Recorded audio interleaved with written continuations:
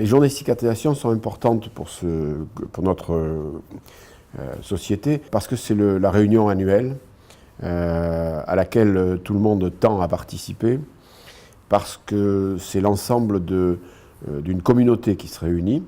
Cette communauté regroupe des médecins, des paramédicaux, et c'est un peu la formation permanente annuelle dans laquelle les laboratoires vont tous venir. Ces laboratoires fabriquent, vendent des dispositifs médicaux et ils sont source d'innovation. Cette année, je dirais, pour la première fois, nous voyons venir des chercheurs en recherche appliquée.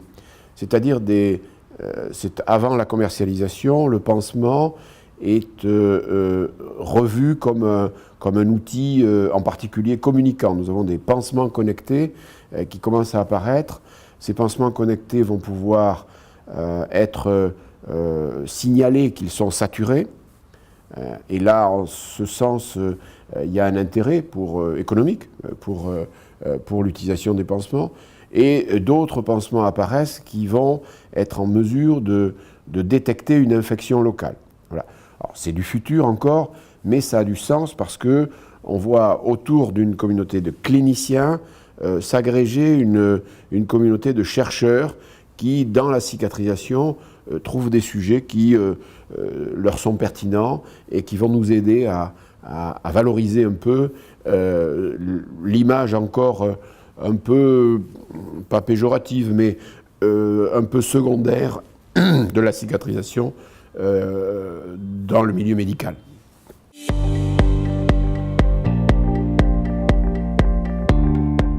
Les points forts des journées de cicatrisation, c'est essentiellement axé autour des pratiques, bonnes et mauvaises pratiques, qui est une des sessions importantes et qui permet de définir, au-delà des pratiques elles-mêmes, des parcours de professionnels qui s'intéressent au sujet.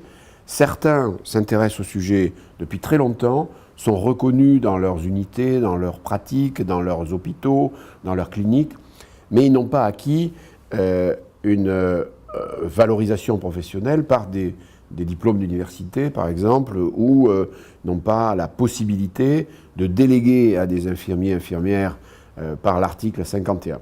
Cette structuration professionnelle, qui est demandée par les institutions, commence à vraiment apparaître, et on a au niveau infirmier les diplômes d'université, qui ne sont pas nouveaux, mais qui vraiment ont pris du poids parce qu'ils sont reconnus par les autorités. Et maintenant, on voit apparaître des montées en grade, je dirais, possibles pour des infirmiers et infirmières, avec les pratiques avancées pour l'infirmière. C'est-à-dire que le ministère, la ministre, a promis que le décret sur les pratiques avancées pour infirmières allait être publié d'ici la fin de l'année 2018. Donc on espère que ces infirmières à pratiques avancées, il y en aura dans le domaine des plaies et cicatrisations, je suis certain qu'il y en aura. Là, ça va encore plus structurer notre micro-discipline. Reste le côté médical, comment faire reconnaître à un médecin qui est dermatologue, diabétologue, chirurgien vasculaire, chirurgien plasticien, une reconnaissance en plaie et cicatrisation pour qu'il puisse lui-même déléguer officiellement à une infirmière une capacité à faire. Ça reste le challenge de cette année. C'est pour ça que là, on prépare cette valorisation chirurgicale, une sorte de capacité, ce que dans quelques années on appelait une capacité, qui va permettre d'ouvrir à une population médicale une reconnaissance officielle en plaie et cicatrisation.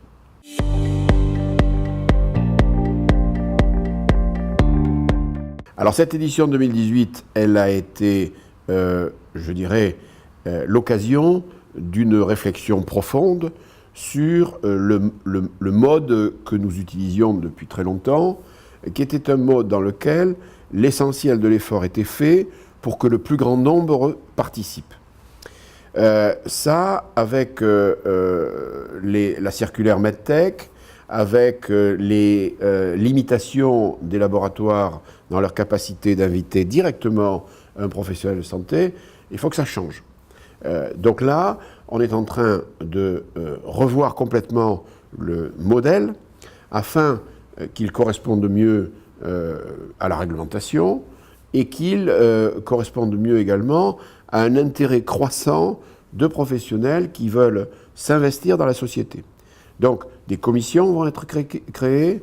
Ces commissions vont avoir pour rôle de recenser le nombre de centres existants en France, de recenser le nombre de centres qui pratiquent la télémédecine. Donc, on va avoir des catalogues disponibles pour dire qui est expert en plécicatrisation. Et faire un focus sur cette expertise de manière à ce que l'expert se sente investi, mais également reconnu. Et on en revient à la question précédente, il faut qu'il y ait une valorisation professionnelle de la part de la société, et on va faire ce qu'ont fait d'autres sociétés, je pense à la Société de chirurgie plastique il y a une vingtaine d'années, c'est une reconnaissance de société. On commence par dire nous sommes un groupe d'experts et nous reconnaissons telle ou telle personne comme étant des nôtres. Et là, on va favoriser une culture ou compléter ce que nous faisons quand même depuis une vingtaine d'années, qui est une culture autour de plaies et cicatrisation, que ce soit en chirurgie, que ce soit pour le corps infirmier ou que ce soit dans les approches médicales.